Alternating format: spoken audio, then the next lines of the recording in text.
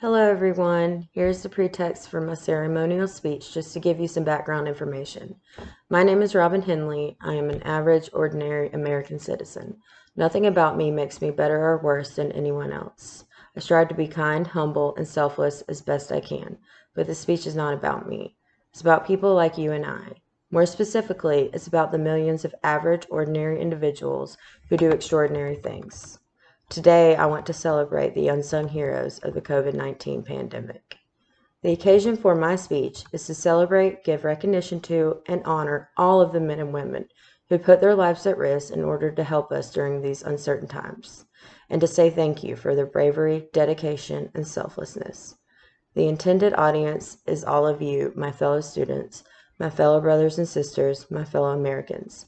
Today, I am paying tribute to not just one individual, but to many.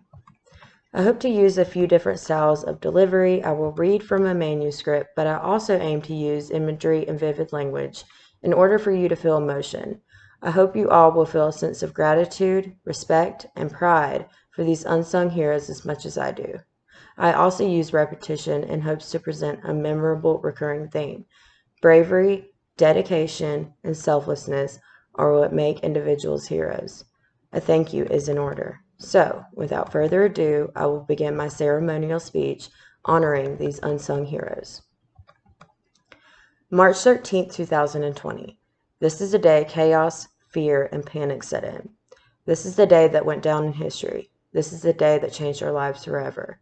This is the day President Trump declared a national emergency when COVID-19 swept across our nation. This is the day we will never forget.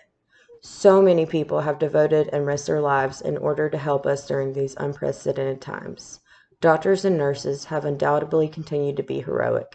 Without them, our lives would be at stake. But what about the unsung heroes? The people behind the scenes who are just as brave as the doctors and nurses. People like you and I. The people who don't receive recognition for their good deeds. The millions of everyday workers that display characteristics of heroism such as bravery, dedication, and selflessness. These are the people I call heroes. These are the people I want to thank, and this is why they should be celebrated.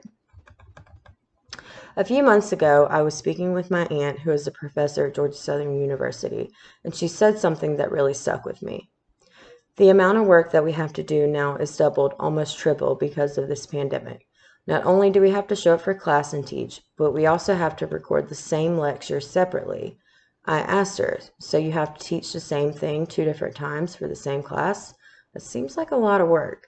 She replied, it is, but you have to be ready at any moment to transition to fully online.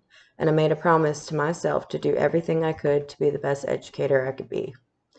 This gave me a new perspective on things. If she's doing this, I can't imagine how many other teachers are doing the same thing.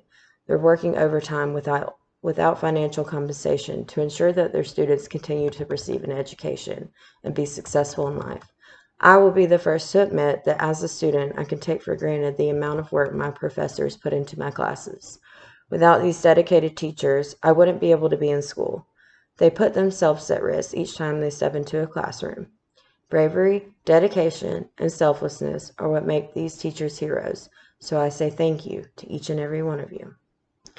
Educators have undeniably played an important role during this pandemic, but what about the lesser-known individuals?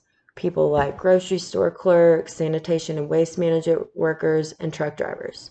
Lynn Levy from WorkHuman shares that her grocer in Manhattan pointed out that she and her coworkers are working 30 to 40 hours in the exact same place you're being told to avoid. They have the same level of dedication that we see from doctors and nurses. Andreas Hueso from WaterAid states, waste and sanitation workers already faced dire working conditions before the pandemic, debilitating infections, injuries, social stigma, and even death. During the pandemic, we still need their services, and they must continue to carry them out. Aaron Meyer, a garbage man from San Francisco, sent out a viral tweet to the nation one day with a simple yet powerful statement.